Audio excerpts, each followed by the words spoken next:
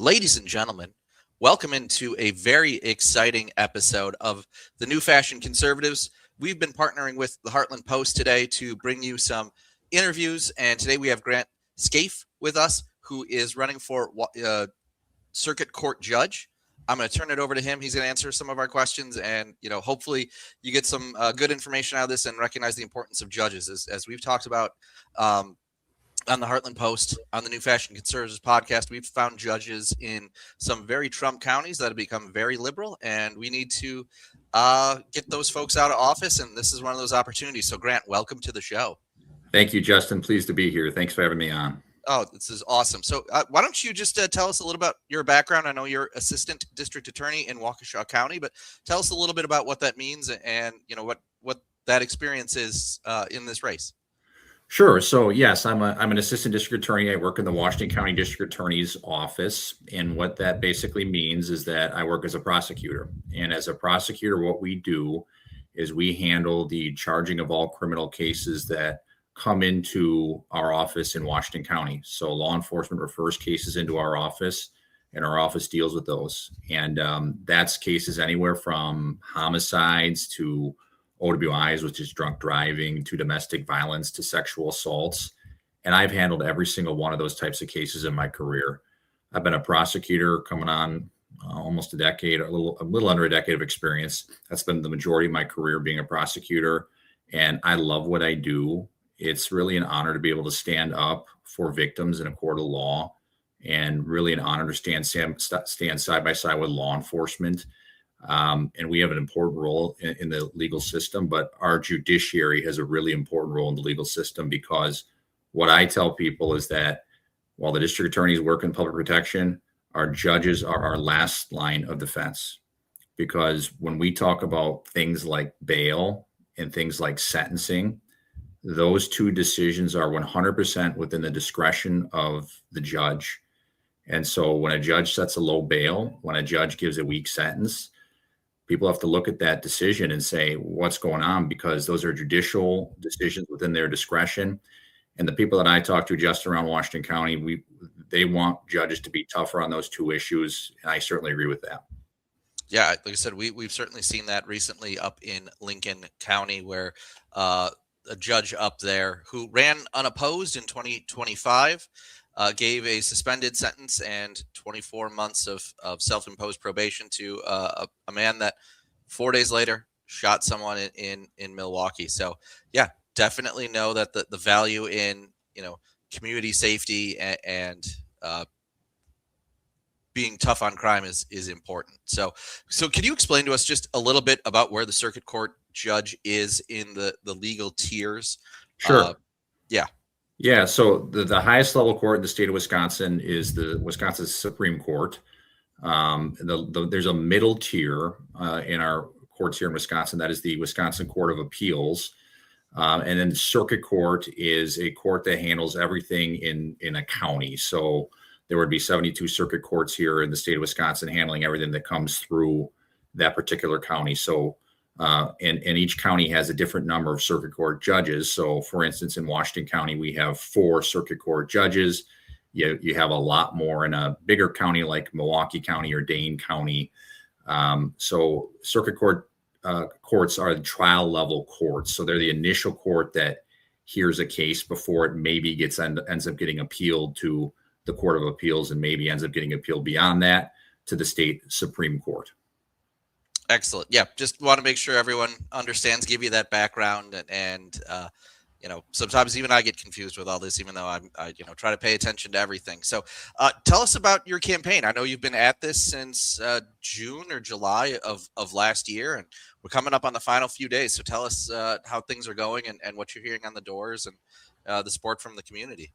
The campaign is going really, really well, Justin. Like you said, we've been campaigning since the end of June of last year. So we're coming up on, 10 months now of campaigning in Washington County. And I've received an unbelievably overwhelming response, positive response to my campaign. One thing that I was committed to in this race was running for this position.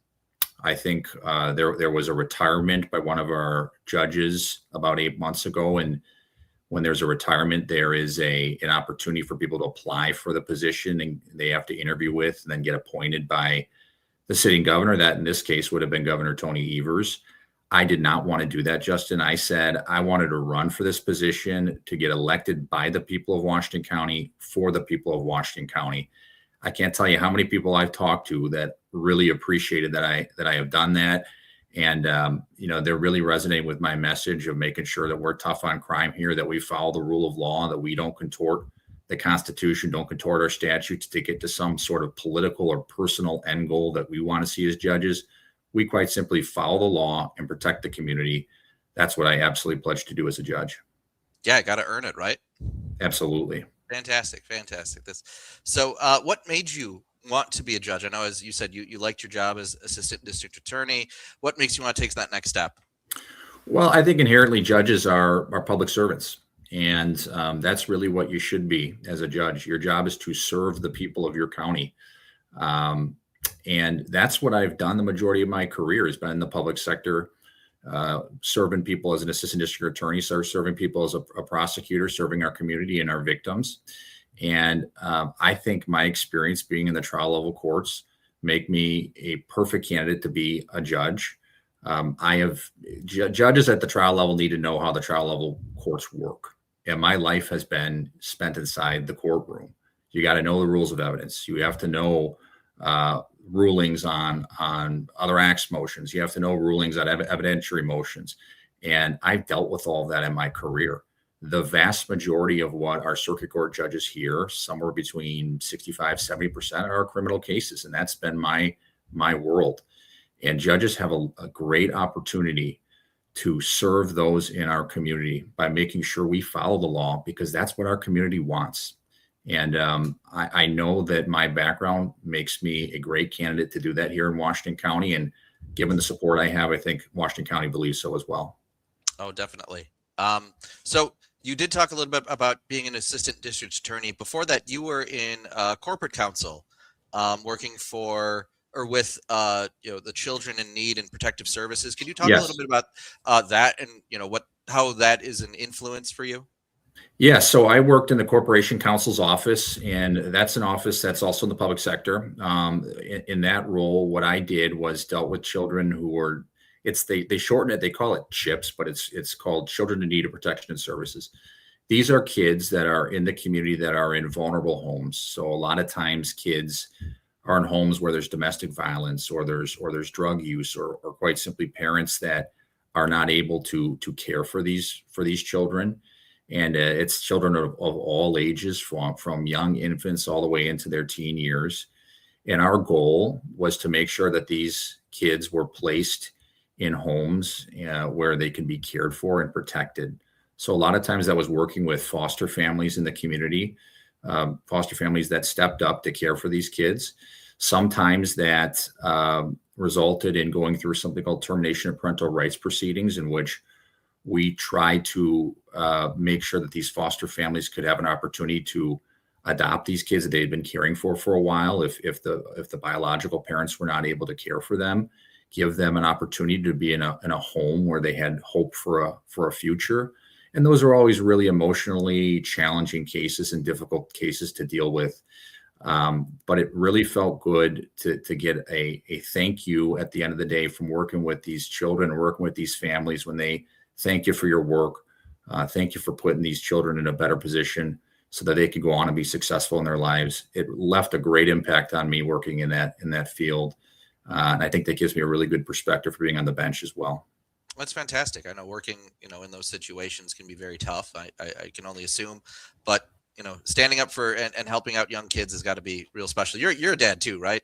Yes. I have a 3-year-old son who keeps us busy. He's actually sick today, which is not abnormal for if any parents of 3-year-olds. You know how it is if they come home from daycare with something always. So, but he keeps us busy. That's great. Yeah, my youngest has a sniffle right now that kept her up all night and kept me up all night too. So, definitely that time. But being at that age, I don't know. I think it's pretty wonderful. Absolutely. Yeah. So I want to just talk a little bit about kind of your opponent and what separates you guys and your judicial philosophy. So your opponent was appointed by Tony Evers. Uh, Yes. so what separates you from him?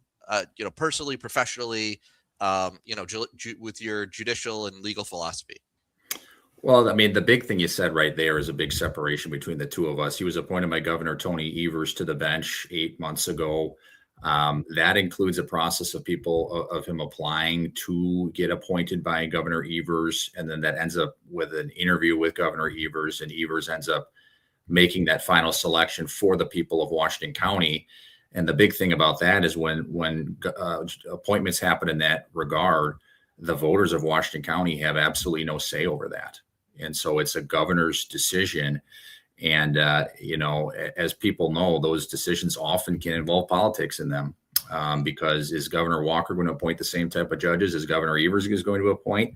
I think people can just look and see what types of judges those two governors have appointed, and they are vastly, vastly different. I also think you'll look at my record. I've been a prosecutor in the state of Wisconsin longer than my opponent ever has, much longer than my opponent ever has. My opponent was also recently endorsed by, if you've heard of, Justin, the Wisconsin Justice Initiative Action, which is an arm of the Wisconsin Justice Initiative, which is a group that defines themselves as advocating for progressive legal policies. That group also endorsed Chris Taylor in this election. That group was anti the constitutional amendment for voter ID last spring. They previously endorsed Justice Protasewicz and Justice Crawford when they ran for the Supreme Court. That group has endorsed my opponent. For me, Justin, I'm a proud constitutional conservative. I think people deserve that to know that about me. I'm not going to run away from that. In fact, Justin, I think that most voters, and I think the Marquette poll talks about this, want to know where you stand on some of these issues. And I'm not shying away from that in this election. I will proudly tell the voters I'm a constitutional conservative. That's what people want here in Washington County. Yeah, I know Washington County is traditionally one of, if not the most conservative leaning county in election cycles. So yeah, you got a great spot there. You're in Germantown, right? Yes. Yeah. We're in Germantown. Mm-hmm. So I always joke about on the pod, we have my Menominee Falls bias. So but back when I was in school, which is a long time ago, I was Menominee Falls and Germantown, though very close. We're not in the same conferences for anything, so we didn't play them. Right, exactly. No, it's a lovely area. Wouldn't you say? It is. It's very nice. Yeah. So you talked a little bit about your opponent and who endorsed him, but you have yourself an amazing list of endorsements, from Josh Schoeman to the District Attorney Barry Bratz and Sheriff Marty Schulteis and Scott Walker. Can you tell us a little bit about those endorsements and how that feels to be endorsed by those guys? Oh, it feels wonderful. I mean, those are all highly reputable people in our community. And I have endorsements from, like you had noted, Josh Schoeman. He's a fantastic county executive in Washington County. Barry Bratz is a great district attorney. He's really a tough on crime DA here in Washington County. He's been fantastic since taking his role. And then getting former Governor Walker, I grew up, my family, we grew up with Governor Walker I was in college. I can tell you this, Justin, I was in college when the Act 10 protests were going on. I lived in Madison at the time because I went to UW-Madison for undergrad and law school. And I remember all of that going on around our Capitol, and just the courage that Governor Walker showed during that time when that was going on. And whether you agree with them or disagree with Act 10, it's the courage to stick to his convictions.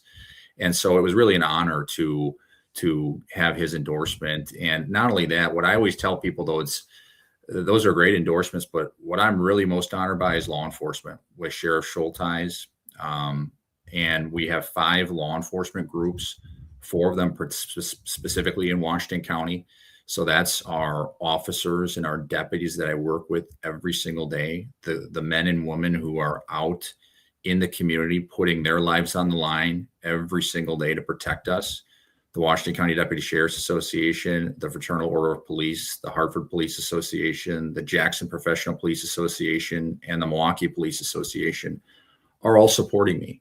And that was after at least the Deputy Sheriff's Association and the Fraternal Order of Police heard from both me and my opponent, and they have endorsed me in this race. that makes me feel great, because these are men and women that work with me every day. They know what I bring to the table. They trust me to protect our community, and that means a lot to me. Yeah, it has to feel good for not just you, but for them too, to know that there's going to be someone on the bench who's going to be tough on crime and hold criminals accountable for their actions. Absolutely. I can't tell you how much support, I talk to a lot of officers that tell me, that they're rooting for me and they want me up there, and they trust me. And that trust means a whole heck of a lot, because these are our heroes that are out there every day. They really are. I mean, if people saw what they go through every day, I have in my work, I get to watch body camera footage and read reports. And I know people maybe hear news stories, but a lot of this doesn't get reported. And if you see what our officers have to go through every day, and the risk that their lives are, how their lives are risked every single day to protect us, what they do is so admirable, and to have their support and their trust means a whole heck of a lot. And just the 100%. Want to go back to just something you said quickly about being in college because you were UW Madison when Scott Walker had authored their past Act 10, and that was going through. And you're right. At any point, people could have legislators could have stepped back and say, maybe we've just upset too many people. Maybe this isn't the best. Maybe we need to let things calm down. But yeah, they stuck to their convictions, and that's an important thing too. Absolutely. And, again, whether you agree with the Act 10 or don't agree with Act 10, it's sticking with your convictions is the important thing. And that's what Governor Walker did in that situation. And I think as judges, we have to do the same thing. Judges need courage to make tough decisions. So a lot of times when you're on the bench and, maybe the facts of the law aren't clear, or maybe you're making a decision, hey, should I send this person to prison or put this person on probation or give this person no jail? There's a lot of decisions that judges have to make, and you have to be willing to make those and have courage to do that, regardless of whatever noise is going to happen around that from the media or whatever noise is going to happen in the courthouse. You got to stick to your convictions. And so we need judges that have those principles. And I certainly pledge to be one of them for Washington County. Yeah. Is there a court case or a courtroom experience that really stands out to you that made you know that you're doing the right thing, and that, maybe running for judge is the right choice? Is there one thing or a couple things you can point to? Yeah, there was a case. I would tell you, there's a case that I handled. It was a sexual assault of a child, in which there was a 13-year-old girl at the time that had been raped by, I believe he was an 18 or 19-year-old man. He had gotten her drunk, had pinned her down to the bed, had forcibly raped her, pushed her down the stairs, kicked her out of the house. And the case was pending for a few years, because those cases often take a lot of time. And so this young girl was 15 at the time. She had to end up going and testifying at trial in that case. And I can tell you, it was when she was on the stand, she broke down in tears, was bawling. We had to take a break in court, and we went out into the side room, and I didn't know whether she wanted to continue with testimony. I didn't know whether she wanted to get back up there and face cross-examination from defense and face this defendant calling her a liar. But she had the courage to get back up there on the stand, tell the world exactly what happened to her, tell that jury what happened to her. And we ended up getting a conviction in that case. And the judge in that case did the right thing and sent that individual away for, I think, more than 40 years. And that really left a huge impact on me, because afterwards, after we got that conviction, she thanked me and gave me a hug. And then the judge did the right thing. That's the other thing about this. The judge did the right thing in that case and put that individual away for a long period of time. We need judges like that are willing to make those tough decisions and protect young girls that are victims like that case. Wow, that's incredibly powerful. Yeah. That's wow. Congratulations on that one, getting that one across the finish line. It really was. It was a very emotionally charged case, and justice was served in that case. So, Grant, we're going to ask a couple of quick questions here that we asked all our guests. So we're going to have to tweak them a little, but I know two of them I think you might have some good answers for. So if you could pick one iconic Wisconsin spot, whether it's, say a supper club, brewery, Packers tailgate, where you could hold an event with voters, where would it be? What would it look like? And what message do you want to send to those voters? It's a tough decision because there's so many great iconic Wisconsin Yeah. spots, but I'm going to go locally in Washington County. The Washington County Fair, if you've never been there, Justin, you should get up there for during Fair Week, because to me, it rivals State Fair. It is a wonderful facility, a wonderful grounds, and it's really all of Washington County coming together for 5 or 6 days. You got the rural life with the cows and the pigs. You've got the great tasty food. You got, great beverages and music going, and it's everyone from all walks of life there. And I think that'd be a wonderful spot to hold a political rally with people from everywhere with Washington County values that are all there. And my message would be, hey, we're bringing people together because we want people in this county that want judges that protect our rights, protect, your right to go to these things, protect our freedoms in this county, make sure we have a safe community so events like this can happen. And I think it'd be a wonderful spot to host a political rally. Awesome. No, I love county fairs. I love that small town vibe, and you're right. It's just seeing the animals, eating the food, fantastic stuff. And you're right. You got the perfect message for Washington County. Absolutely. So growing up, I think you're from New Berlin originally, right? And then Yes. Yeah.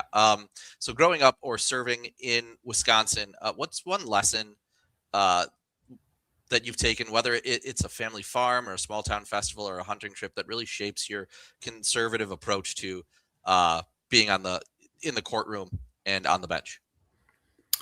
I would say growing up in New Berlin, we always went to many of the church festivals around. I lived really close to St. Elizabeth Ann Seton. That was a few blocks over from where I grew up in New Berlin. They would have a church festival every year. We'd go to that. We'd go to the 4th of July parades in the area as well. And what I always appreciated about those events is those are events where people came together without politics involved. And, in the case of those church festivals, celebrated, their faith and celebrated like-minded individuals who wanted, to support that church and give back to the community. And in the case of things like the 4th of July parades, you put politics aside and you celebrate the freedoms that we have in this country, the wonderful freedoms that are afforded to us, the inalienable rights provided to us in the Constitution. And most people, Justin, want to live everyday, simple lives that are not hindered by government overreach, that want to go to work, come home, take care of their kids, go to church. And in order to do that, we need judges that are going to protect our rights and our freedoms. And I think our freedom to congregate in those just sorts of situations really, leaves an impact on me, because it really tells me this country is full, this state is full, this county is full of good, everyday working people. And we want to make sure they're safe, and we want to make sure their rights and freedoms are protected. That's awesome. Love that. So Grant, one last question for you. Where can voters go to learn more about you and social media and whatnot? Drop that right here. Sure. So they can go to grantforwashco.com, WASHCO.com. That's my website. And then if you want to go to Facebook, you can certainly just punch in there, Grant Scaife for Judge. That'll pop up there. And you can go to my Facebook. You can follow me and see where I'm out at the campaign trail. I would love for you guys to do your research, look into both candidates, and make the appropriate decision. I can tell voters I have a lot of great support in this community. People I'm talking to, Justin, want someone like me on the bench here, and I'm looking forward to Election Day. Awesome. And I am too. I'm looking forward to seeing you on the bench. Grant Scaife, thank you for joining us here as this little combination between the Heartland Post and the New Fashion Conservatives. Really appreciate you taking the time today. Thank you, Justin. Nice to be with you.